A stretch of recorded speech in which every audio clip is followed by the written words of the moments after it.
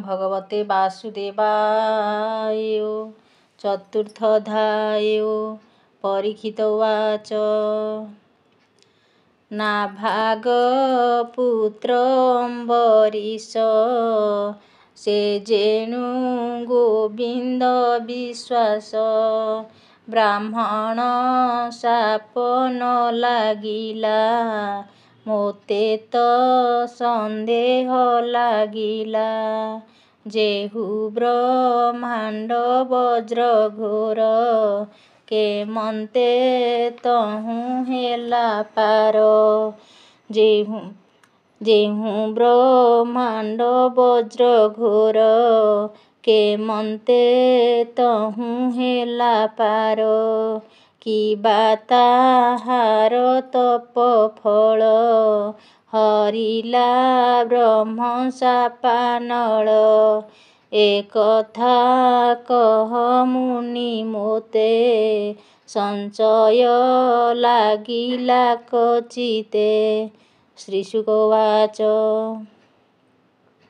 एमंते राजा प्रश्न शुणी शुक कहन्ति मंजुबाणी। शुण राजन एकचिते जे प्रश्न वंशानुचरिते। नाभाग पुत्र अम्बरीश जेमंते विष्णुर विश्वास। ब्राह्मण शाप न लागिला अन्ते से गोविंदे पशिला। से सप्तद्वीपे एक राजा शुभे पाळई जन प्रजा। अभय संपद ताहार विभवे के करु गोचर। सप्तद्वीप राजा गणे पादे खटन्ति अनुक्षणे। शरीर सुख को न इच्छे संपद स्वप्न प्राय लेखे। जे प्राणी संपद इच्छई अन्ते नरके से पड़ई। हेमंत निश्चय जानी मने हरि भक्ति अनुक्षणे।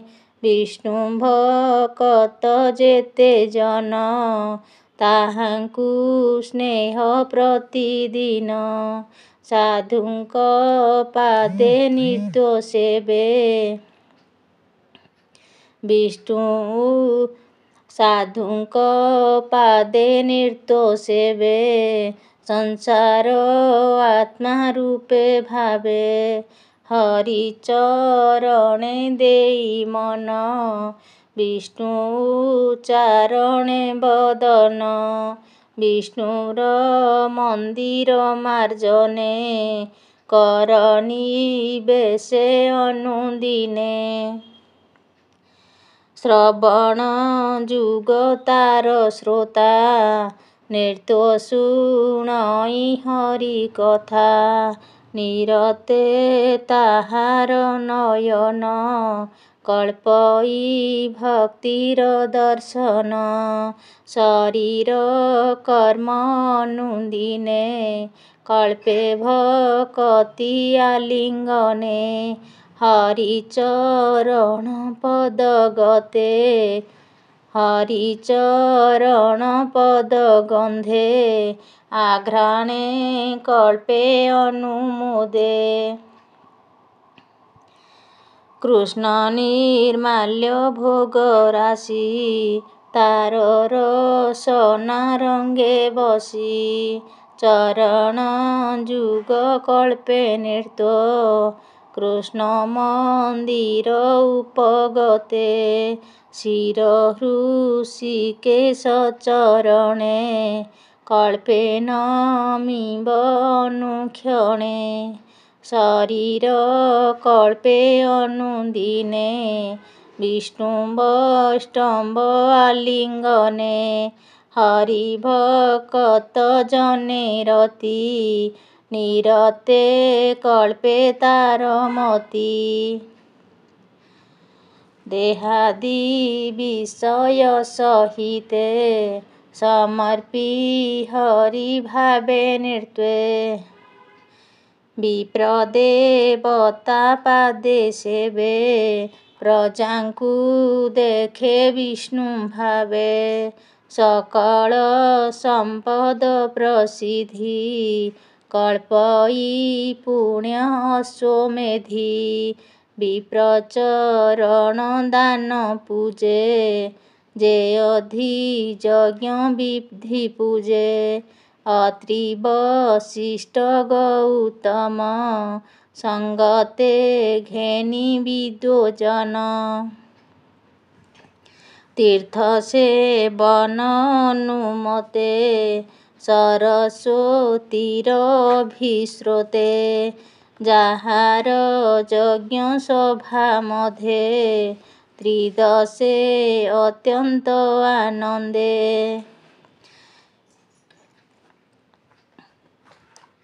ମୁନି ବ୍ରାହ୍ମଣ ମେଳେ ବସି ନୃତ୍ୟ ଯଜ୍ଞଙ୍କୁ ପରଶଂସି। ଦେବ ମନୁଷ୍ୟ ସଭାଗତେ ସର୍ବେ ଦିଶନ୍ତି ଏକମତେ।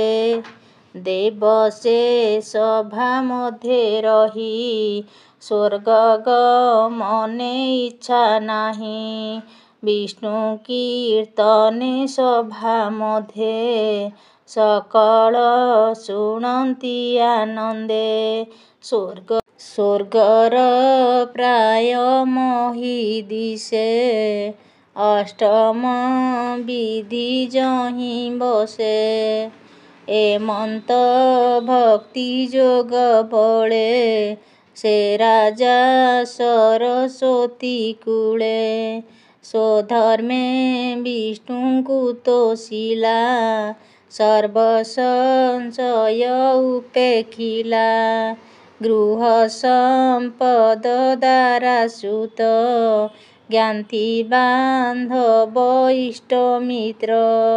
ରାଜ ସମ୍ପଦ ଆଦି ଯେତେ ଯେ ଅଶ୍ୱ କୁଞ୍ଜର ସହିତେ। ଅପରେ ଦିବ୍ୟ ବସ୍ତୁ ଯେତେ ଇଚ୍ଛା ନ କରେ ତାର ଚିତେ। ନିରତେ ଗୋବିନ୍ଦ ଚରଣେ ମନ ନିବେଶି ଅନୁକ୍ଷଣେ। ତାହାର ଶୁଦ୍ଧ ଚିତ୍ତ ଜାଣି ଚକ୍ରକୁ ରାଇ ଚକ୍ରପାଣି। ବୋଇଲେ ଅମ୍ବରୀଶ ମିଳେ ତୁ ଚକ୍ର ଥିବୁ ସବୁ କାଳେ। ତାହାକୁ ରଖ ନିରନ୍ତରେ ଯେମନ୍ତେ ସର୍ବ ଦୁଃଖୁତରେ। ଏମନ୍ତେ ବିଷ୍ଣୁ ଆଜ୍ଞା ପାଇ ସେ ଚକ୍ର ରକ୍ଷା କଲା ଯାଇ। ସେ ରାଜା ପତ୍ନୀର ସମେତେ ଉପାସୀ ଏକାଦଶୀ ବ୍ରତେ। କାର୍ତ୍ତିକ ଶୁକ୍ଳ ପକ୍ଷେ ହରି ପୂଜିଲା ଉପବାସ କରି। ପ୍ରଭାତ କାଳେ ମଧୁବନେ କାଳିନ୍ଦୀ କୂଳେ ଏକ ଧ୍ୟାନେ। ଆନନ୍ଦେ ପତ୍ନୀର ସମେତେ ବିଷ୍ଣୁ ପୂଜଇ ଦୃଢ଼ ଚିତ୍ତେ। ଦ୍ରବ୍ୟ ସମ୍ପଦ ଅତିରେକେ ପୂଜିଲା ମହୀ ଅଭିଷେକେ। ଉତ୍ତମ ବସ୍ତ୍ର ଅଳଙ୍କାର ସୁଗନ୍ଧ ମାଲ୍ୟ ଉପହାର। ସଙ୍ଗତେ ଘେନି ନିଜ ନାରୀ ଏକାନ୍ତ ଭାବେ ପୂଜା କରି। ଉତ୍ତମ ବ୍ରାହ୍ମଣ ବସାଇ ସୁବର୍ଣ୍ଣ ଧେନୁ କନ୍ୟା ନେଇ। ଧେନୁଙ୍କୁ କରି ଅଳଙ୍କାର ସୁବର୍ଣ୍ଣ ଶୃଙ୍ଗ ରୌପ୍ୟ ଖୁର।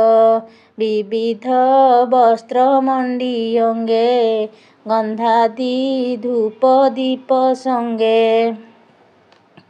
ପୁଷ୍ପ ଦେଶରେ ତାମ୍ର କାଂସେ ଧେନୁଙ୍କୁ ମଣ୍ଡିଲା ହରଷେ ସୁଶୀଳା ବର୍ଷା ପୟସ୍ୱନୀ ମଣ୍ଡିଲା ଅଳଙ୍କାର ଘେନି ବିପ୍ରବସାଇ ବାକ୍ୟ କଲା ସତେୟ ୟୁଧ ଧେନୁ ଦେଲା ସୁସ୍ୱାଦୁ ଅର୍ଣ୍ଣ ଷଡ଼ରସେ ବିପ୍ରଙ୍କୁ ଭୁଞ୍ଜାଇ ହରଷେ ବିପ୍ରଙ୍କୁ ପଦ ଯୁଗ ଲାଗି ପ୍ରେରଣା ଅର୍ଥେ ଆଜ୍ଞା ମାଗି ଉଦ୍ୟମ କରନ୍ତେ ନୃପତି ଏମନ୍ତେ ମିଳିଲା ଅତିଥି ଦୁର୍ବାସା ଧୂର୍ଜଟିର ଅଂଶେ ଯାହାକୁ ଦେଖି ଜନ ତ୍ରାସେ ତାହାକୁ ଦେଖି ନୃପମଣି ଆସନ ପାଦାସନ ପାଣି ପୂଜିଲା ଅତିଥି ସ୍ୱଭାବେ ଆନନ୍ଦେ ଅତି ଗୌରବେ ପୂଜି ଚରଣ ତଳେ ପଡ଼ି ରାଜା ବୋଲଇ କର ଯୋଡ଼ି ଭୋମୁନି ପାରଣା ମୋହର ତୁଲେ ଭିକ୍ଷା କର ତକ୍ଷଣେ ଅମ୍ବରୀଶ ବୋଲେ ମୁନିଆହ୍ନିକ କର୍ମ କଲେ ଆନନ୍ଦ ମନ ମୋଦ ଭରି କାଳନ୍ଦୀ ଜଳେ ସ୍ନାନ କରି ବିଳମ୍ବେ ଧ୍ୟାନ ସନ୍ଧ୍ୟା କଲେ ମୁଷ୍ଟିରେ ବସି ନଦୀ କୂଳେ ବିଳମ୍ବେ ଧ୍ୟାନ ସନ୍ଧ୍ୟା କଲେ ସୁସ୍ଥିରେ ବସି ନଦୀ କୂଳେ ଏବେ ହୋ ଶୁଣ ନୃପମଣି ରାଜା ବିଷାଦ ମନେ ଗୁଣି ପାରଣା ହୋଇବ ଉଚୁର ଅତିଥି ନଇଲେ ମୋହର କେମନ୍ତେ କରିବି ଭୋଜନ ଅବଜ୍ଞା କରି ମହାଜନ ଅର୍ଦ୍ଧମୁହୂର୍ତ୍ତେ ଅଛି କାଳ ତଥାପି ପାରଣାର ବେଳ ଉଭୟେ ସଂଶୟ ଲାଗିଲା ମୋତେ ତ ସଙ୍କଟ ପଡ଼ିଲା ଯେ କର୍ମ କଲେ ସାଧୁ ବାଣୀ ଲୋକେ ବୋଲିବେ ମୋତେ ଶୁଣି ଅଧର୍ମ ନ ଲାଗିବ ମୋତେ ପାରଣା କରିବେ ମୋତେ ଜଳ ଗଣ୍ଡୁଷେ କରି ପାନ ଅତିଥି କରାଇ ଭୋଜନ ପଛେ ମୁଁ କରିବି ଆହାର ଏତେ ବିଚାରି ନୃପବର ଜଳ ପାରଣା ଅପାରଣ ଏ ଆଦି ନିଗମେ ପ୍ରମାଣ ବିଚାରି ବ୍ରାହ୍ମଣଙ୍କ ତୁଲେ ଜଳ ଭଖିଲା ସେ ନିରୋଳେ ତକ୍ଷଣେ ଜଳ ପାନ କରି ଭୟେ ସୁମରି ହରି ହରି ଦୁର୍ବାସା ଆଗମନ ଚାହିଁ ରାଜା ଚାହିଁଲା ତାପ ପାଇ ଦୁର୍ବାସା ଯମୁନାର କୂଳେ ସୁକର୍ମ କରି ପାନ୍ତ କାଳେ ମିଳିଲେ ଅମ୍ବରୀଶ ପାଶେ ପାରଣା କରିବାର ଆସେ ନୃପତି କରି ବହୁମାନ୍ୟ ବୋଲଇ କରିବା ଭୋଜନ ଏମନ୍ତେ ଅମ୍ବରୀଶ ବାଣୀ ଦୁର୍ବାସା ବହୁମାନ୍ୟ ଜାଣି ସ୍ୱଭାବେ ସର୍ବଜ୍ଞାନ ପୂର୍ଣ୍ଣ ଜାଣିଲେ କଲା ଏ ପାରଣ ରାଜାର ବଦନ ନାଇ ବୋଇଲେ କୋପ ଭର ହୋଇ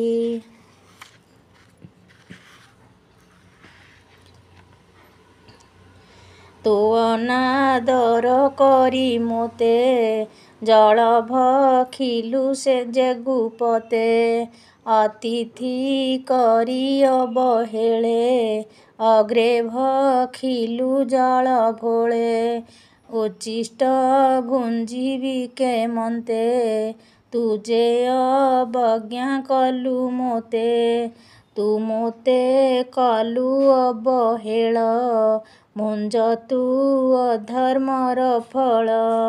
ଏମନ୍ତ ବୋଲି କୋପ ଭରେ ଜଟା ଉପାଡ଼ି ନିଜ କରେ। ଭ୍ରୂକୁଟି କୁଟିଳ ଲୋଚନ ରାଜାଙ୍କୁ ବୋଲନ୍ତି ବଚନ। ଦେଖ ଏ ନୃପତିର ଗତି ସମ୍ପଦେ ହୋଇ ମୂଢ଼ମତି। ଧର୍ମବଞ୍ଚିତ ବିଷ୍ଣୁ ଭକ୍ତେ ବୋଲେ ଈଶ୍ୱର ମୁଁ ଜଗତେ। ଅତିଥି ମୋତେ ପୂଜା କଲା ଆପଣା ଅର୍ଥେ ନିମନ୍ତ୍ରିଲା। ଭିକ୍ଷା ନ ଦେଇ ଅଗ୍ରେ ମୋତେ ପାରଣା କଲା ଏ ଗୁପତେ। ମୋତେ ତ କଲୁ ଅବହେଳ ଦ୍ରବ୍ୟ ତୁ ଭୁଞ୍ଜ ତାର ଫଳ। ଜଟା ଉପାଡ଼ି ନିଜ କରେ ପେଷିଲା ରାଜାର ଉପରେ। ଜଟାକୁ ଚାହିଁ ଆଜ୍ଞା ଦେଲା ଅନଳ ହୁଅ ତୁ ବୋଇଲା। ତକ୍ଷଣେ ହୁଙ୍କାର କରାଳ ଉଠିଲା କୃତିହା ଅନଳ। ତେଜେ ଆଚ୍ଛାଦେ ଦଶ ଦିଶ ପବନ ବହେ ଅଣଚାଶ। ଧୂମ ପୂରିତ ଦଶ ଦିଶେ ବେଗେ ଧାଇଁଲା ଘୋର ରୋଷେ। ପ୍ରଳୟାନଳ ପ୍ରାୟ ହୋଇ ମିଳିଲା ରାଜା ଆଗେ ଯାଇ। ଦେଖି ତାହାର ତେଜ କଳା ରାଜା ଚରଣେ ନ ଘଞ୍ଚିଲା। ଜ୍ୱଳନ୍ତ ଖଡ୍ଗ ହସ୍ତେ ଧରି ରାଜାକୁ ରହିଲା ଉଭାରି। ଭୂମି କମ୍ପଇ ପାଦଘାତେ ପର୍ବତେ ପଡ଼ିଲେ ଯେ ବାତେ। ତାର ବଦନ ରାଜା ଚାହିଁ ମନେ ଚିନ୍ତିଲା ଭାବଗ୍ରାହୀ। ତକ୍ଷଣେ ବିଷ୍ଣୁ ଚକ୍ର ଆସି କୋଟିଏ ସୂର୍ଯ୍ୟ ପ୍ରାୟ ଦିଶି। କୃତିହା ଅନଳ ଉପରେ ପଡ଼ିଲା ମହାଘୋର ତରେ। ତକ୍ଷଣେ ଅନଳ ଲିଭିଲା ଦିଗ ଆକାଶ ପ୍ରକାଶିଲା। ସୁଦରଶନ ତେଜ ଦେଖି ଦୁର୍ବାସା ଭୟେ ବୁଜେ ଆଖି।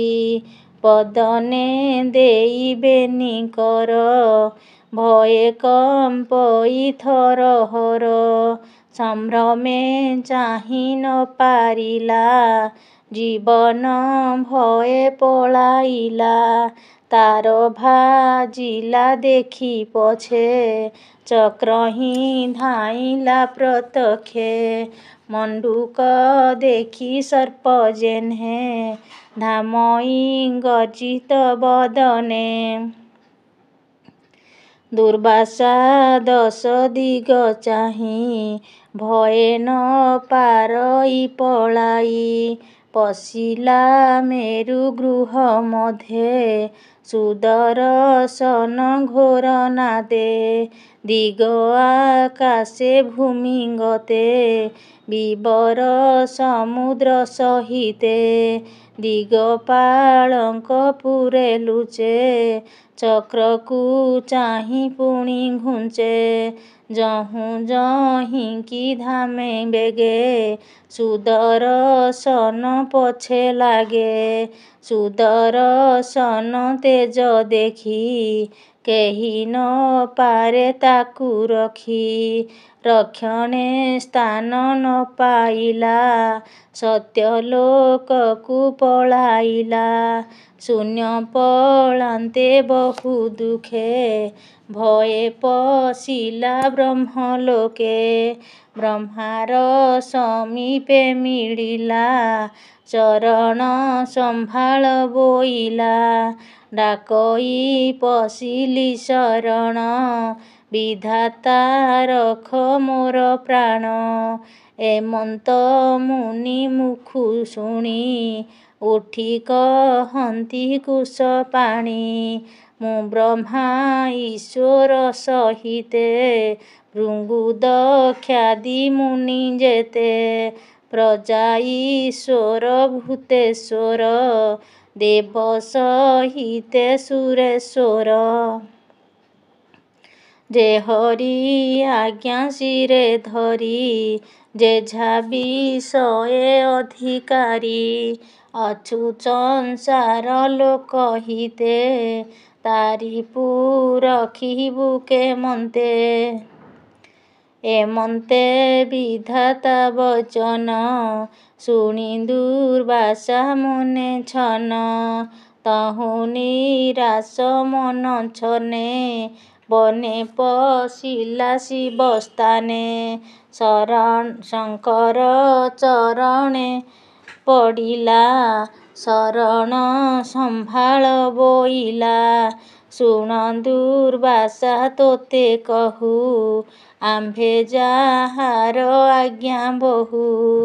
ବ୍ରହ୍ମାଣ୍ଡ ପାଳିଣ ପ୍ରକାଶେ ଯେବା ବିଷୟ ବୀଜ କୋଷେ। କାଳର ବଳେ ଦୃଶ୍ୟାଦୃଶ୍ୟ ଭ୍ରମନ୍ତି ବିଷୟ ପ୍ରକାଶ। ତାହାଙ୍କ ମଧ୍ୟେ ଆମ୍ଭେ ଭ୍ରମି ଖତାଗ ତେଣ ପଥଶ୍ରମୀ।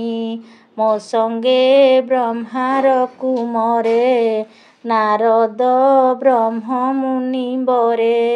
କପିଳ ଦେବଳ ଆସୁରୀ ଧର୍ମ୍ୟ ମରୀଚି ଆଦି କରି। ଯେ ଅନ୍ୟ ଜଳ ମୁନି ଜନେ ବେଦାନ୍ତ ଯାର ଦରଶନେ। ଜାଣି ନ ପାରି ଯାର ମାୟା ନିରତେ ସମ୍ଭ୍ରମେ ବିଷୟା। ସେ ବିଷ୍ଣୁ ଶସ୍ତ୍ର ନିବାରଣେ ସମର୍ଥ କେଅଛି ଶରଣେ। ତୁ ଏବେ ଚଳି ବିଷ୍ଣୁପୁର ହରି ଚରଣ ଆଶ୍ରେ କର। ସେ ତୋତେ ରଖିବେ ଶରଣ ଅନ୍ୟଥା ନାହିଁ ପରିତ୍ରାଣ। ଦୁର୍ବାସା ଈଶ୍ୱର ବଚନେ ପ୍ରବେଶ ବିଷ୍ଣୁର ଭୁବନେ। ଲକ୍ଷ୍ମୀ ସହିତେ ଯହିଁ ହରି ଅଛନ୍ତି ଗୃହାଶ୍ରମ କରି। ବିଷ୍ଣୁର ଚକ୍ର ତେଜବରେ ଘର୍ମ ଦୂଷିତ କଳେବରେ। ଦୁର୍ବାସା ଶୋକ ଗଦ ଗଦେ ପଡ଼ିଲା ବିଷ୍ଣୁ ପାଦ ଗତେ। କାତରେ କମ୍ପଇ ଶରୀର ଡାକଇ ପ୍ରଭୁ ରକ୍ଷା କର। ନାଥ ଅନନ୍ତ ଅଚ୍ୟୁତ ତୁ ସନ୍ଥ ଜନଙ୍କର ନାଥ। ମୁଁ ତୋତେ ଅପରାଧ କରି ଶରଣ ଗଲି ରଖ ହରି। ତୋର ଭକତ ତୋର ଲୋକ ମୋତେ ଏ ଚକ୍ର ତେଜୁ ରଖ। ଶ୍ରୀ ଭଗବାନ ବାଚ। ଦୁର୍ବାସା ମୁଖ ଚାହିଁ ହରି କହନ୍ତି ଅତି ମୋଦ ଭରି। ମୁଁ ଭକ୍ତ ଜନର ଅଧୀନ ମୋ ତହୁଁ ଭକ୍ତ ନୁହେଁ ଭିନ୍ନ। ଭକତ ଦେହ ପ୍ରାଣ ମୁହିଁ ସେବକ ପ୍ରାୟ ପଛେ ଥାଇ। ସାଧୁଙ୍କ ହୃଦେ ମୁଁ ବସଇ ସେ ମୋର ହୃଦ ଗତେ ଥାଇ। ତାଙ୍କ ଭକତି ପ୍ରୀତି ମୋତେ ଆନନ୍ଦ ଦେଉଥାଇ ଚିତେ। ଭକ୍ତଟି ମୋହର ଶରୀର ତିଳେ ହେଁ ନାହିଁ ଅଭ୍ୟନ୍ତର। ଭକ୍ତ ନିମନ୍ତେ ଦେହ ବହି ସଂସାରେ ନାନା ରୂପ ହୋଇ। ଅତ୍ୟନ୍ତ ପ୍ରିୟ ମୋ ଭକତ ମୁଁ ଯେ ଭକତ ଜନହିତ। ତାତହୁଁ ପ୍ରିୟ ନାହିଁ କେହି ଶୁଣ ଦୁର୍ବାସା ମନ ଦେଇ। ଏକଥା ମୁନିଙ୍କ ସଙ୍ଗତେ ଜାଣନ୍ତି ନିଗମ ଆଗତେ। ଏକଥା ପରମ୍ପରା ବିଧି ବେଦ ପୁରାଣ ମାର୍ଗେ ସିଧି। ଯେ ପାସେ ମୋହର ଶରଣେ ସମ୍ପଦ ତୁଚ୍ଛ ପ୍ରାୟ ମଣେ। ଦାରା ମନ୍ଦିର ସୂତ ଧନ କେବେ ହେଁ ନ କଳ୍ପେ ତା ମନ। ଯେ ପ୍ରାଣ ଛାଡ଼େ ମୋର ହିତେ ମୁଁ ତାକୁ ଛାଡ଼ିବି କେମନ୍ତେ। ମୋର ବିଷୟେ ଚିତ୍ତ ସ୍ଥାପି ମୋତେ ଦେଖନ୍ତି ଆତ୍ମରୂପୀ। ମୁଁ ତାକୁ ଦୃଶ୍ୟ ସର୍ବଭୂତେ ସୁହୃଦରେ ଥାଇ ଅବିରତେ। ଭକ୍ତିରେ ମୋତେ ବଶ କରି ଯେସନେ ସତ୍ପୁରୁଷେ ନାରୀ। ମୋର ଚରଣ ନିତ୍ୟଚିନ୍ତି ଚତୁର୍ଦ୍ଧା ମୁକ୍ତି ନ ବାଞ୍ଛନ୍ତି। ଜନ୍ମ ମରଣ ତାର ନାହିଁ ସ୍ଥିତି ସଂହାର ଆଉ କାହିଁ। ମୋର ହୃଦୟ ଭକ୍ତ ଜନ ମୁଁ ହିଁ ସେ ତାହାଙ୍କ ଜୀବନ। ମୋତହୁଁ ନ ଜାଣନ୍ତି ଆନ ମୁଁ ତାଙ୍କ ପ୍ରିୟ ଇଷ୍ଟ ଧନ। ଏବେ ମୋ ଭକ୍ତ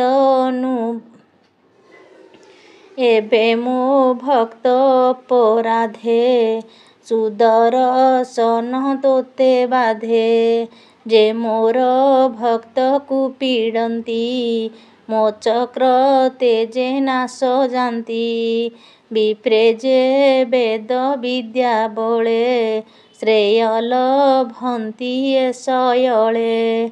ସେ ଯେବେ ଭକ୍ତଙ୍କୁ ପୀଡ଼ନ୍ତି ଉଭୟ କୂଳୁ ନ ତରନ୍ତି। ଏବେ ତୁ ଯାଅ ବେଗ ହୋଇ ନାଭାଗ ପୁତ୍ର ଅଛି ଯହିଁ। ତାର ଚରଣ ବେଗେ ପଶ ତାର ଶରଣ ବେଗେ ପଶ ନ ଲାଗୁ ମୋର ଚକ୍ର ତ୍ରାସ। ବୋଲଇ ବିପ୍ର ଜଗନ୍ନାଥ ନବମ ସ୍କନ୍ଧେ ଭାଗବତ। ଗୋବିନ୍ଦ ଆଜ୍ଞାର ପ୍ରମାଣେ ଦୁର୍ବାସା ଗଲେ ତତକ୍ଷଣେ। ହରି ଭକତଙ୍କ ମହିମା କେ କହି ପାରେ ଗୁଣ ସୀମା। ସୁଜନେ ଚିନ୍ତ ଗୁରୁପାଦ ତରିବ ବିଷୟ ପ୍ରମାଦ। ଇତି ଶ୍ରୀମଦ୍ଭାଗବତେ ମହାପୁରାଣେ ପାରମହଂସ୍ୟା ସଂହିତାୟା ବୈୟାସିକ୍ୟାଂ ନବମ ସ୍କନ୍ଧେ ଅମ୍ବରୀଶ ସମ୍ବାଦେ ନାମ ଚତୁର୍ଥୋଧ୍ୟାୟ। ଓಂ ନମୋ ଭଗବତେ ବାସୁଦେବାୟ।